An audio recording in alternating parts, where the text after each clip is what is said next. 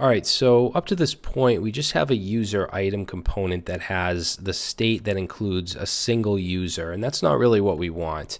If we look at our diagram here, we want a users component that includes an array of users, and we can loop through and then output one of these user item components for each one, rather than just having a single user item embedded right in the app component. So I'm going to create a new file in components users, and I'm going to call this users, uppercase U, and let's generate a component here. And we're going to have some state, so we're going to go up here, and just like we did in the other component, we'll say state equals an object, and we're going to have this time a users array. And I'm going to just go ahead and paste in 3 users here. Later on, this stuff is all going to come from GitHub, from the API, but for now I'm still hard coding these users, but instead of just one, we have an array of multiple users.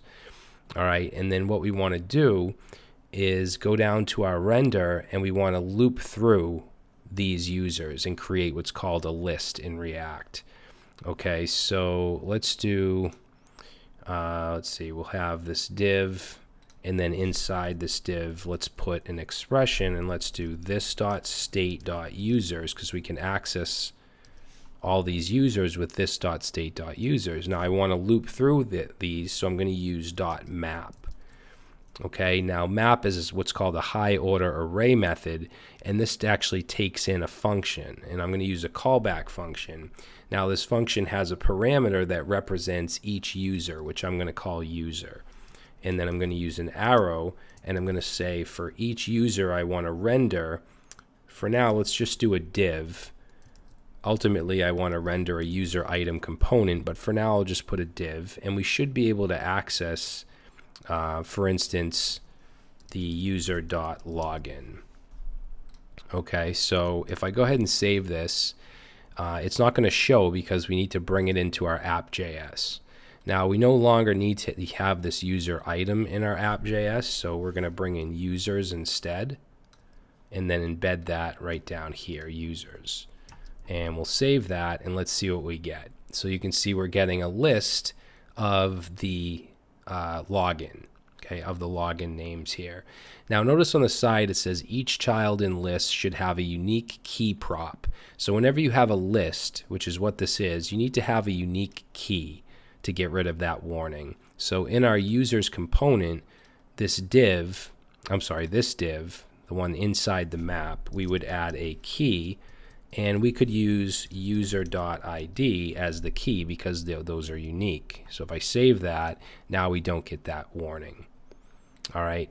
Now, instead of just outputting a div for each of the users in the state, I want to output a user item, which is the component we just created before this. So let's do that. Let's bring into users user item. So this will be, let's see, it's in the same folder, so it's just /user item. And then I'm going to replace the div with our component user item. Okay, and then we can just get rid of this and just put a slash. Whoops, we don't need an actual ending tag. Now we're passing in a key. We don't want to do this, however, so we can get rid of that. What we want to do is pass in the entire user. Okay, because remember, what we're doing is looping through the users in the state. For each one, this variable represents the entire, that single user object. And what we're doing is passing it in now as a prop to user item. Okay, remember, props get passed in like this. Now, if I save that, we're going to have some issues. You can see that it's just showing the same user over and over. The reason for that is it is in fact outputting user item, but if we look at user item, it's still using the state, which is this one user, and we don't want that anymore. We're not even going to have state anymore. We're going to use props because that's what the user is being passed in as.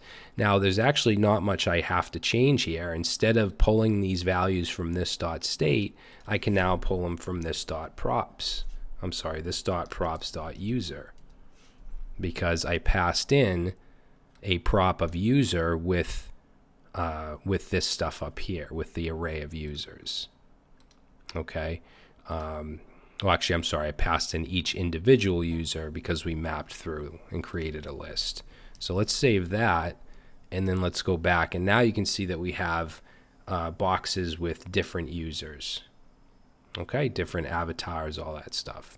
And it's all coming from our users state, which has an array of those 3 users.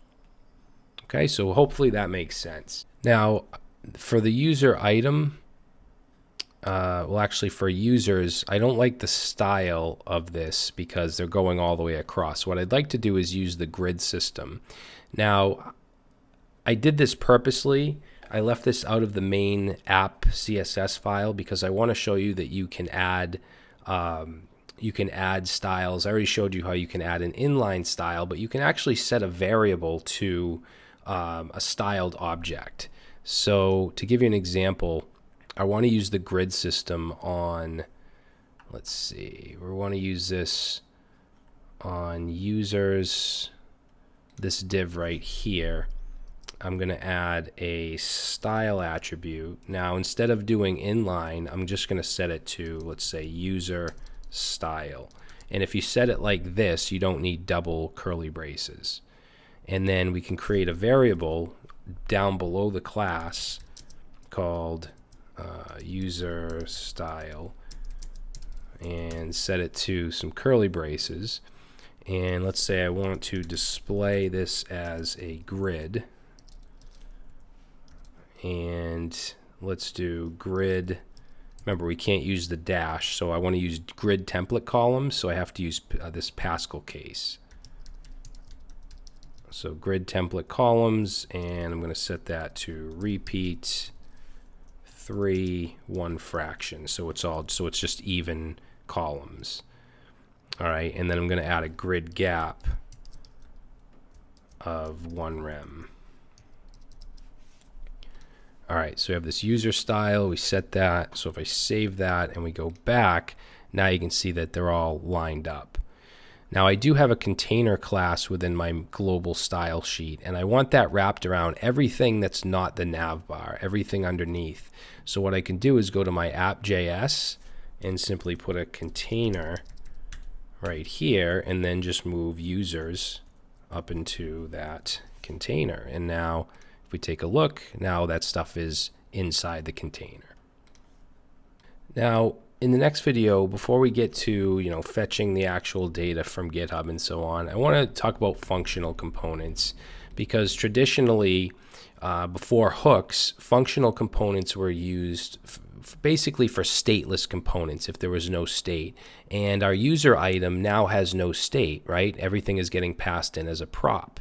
Also, our navbar doesn't have any state. So there's really no reason for these components to be classes. So in the next video, we're going to go ahead and convert both of these to functional components.